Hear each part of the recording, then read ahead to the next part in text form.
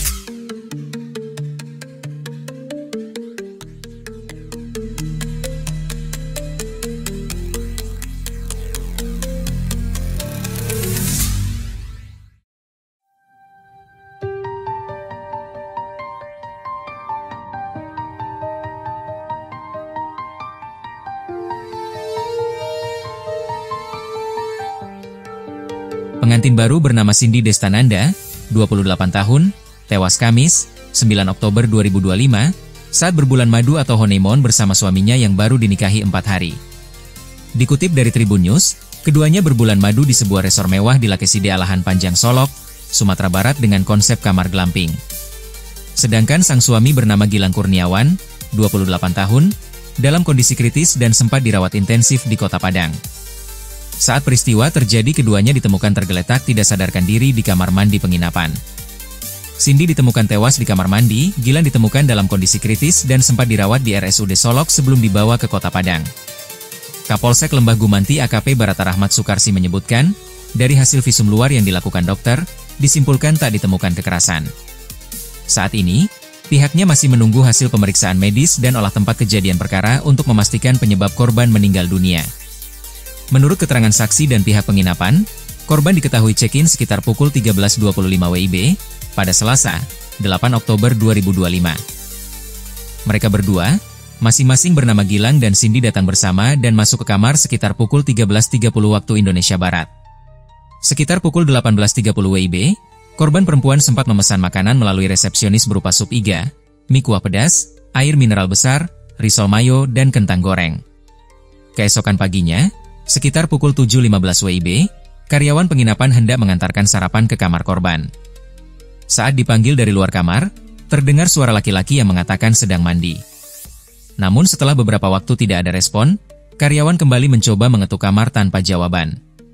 Merasa curiga, pihak penginapan akhirnya mendobrak paksa pintu kamar sekitar pukul 7.30 waktu Indonesia Barat. Saat itu, kedua tamu ditemukan dalam kondisi tergeletak di kamar mandi. Melihat kejadian tersebut, pihak penginapan langsung berupaya memberikan pertolongan pertama dengan oksigen portabel sebelum membawa keduanya ke Puskesmas Alahan Panjang. Sampai detik ini pihak villa tidak ada menghubungi keluarga. Ditunggu iktikat baik Anda, tulis akun Instagram Richie Astuti, kakak korban. Dari hasil pemeriksaan awal, polisi menduga penyebab insiden ini adalah keracunan gas dari tabung LPG yang digunakan untuk pemanas air, gas water heater. Dugaan tersebut diperkuat oleh foto yang beredar di media sosial, menampilkan tabung gas 12 kg berwarna pink yang berada di dalam kamar mandi, tepat di dekat kloset. Penempatan tabung gas di ruang tertutup seperti kamar mandi sontak menuai sorotan publik. Banyak warganet menilai tindakan tersebut sangat berisiko dan tidak sesuai dengan standar keamanan penggunaan gas LPG. Dugaan sementara, keduanya mengalami sesak napas akibat keracunan gas. Namun hal ini masih kami dalami lebih lanjut, ujar AKP Barata.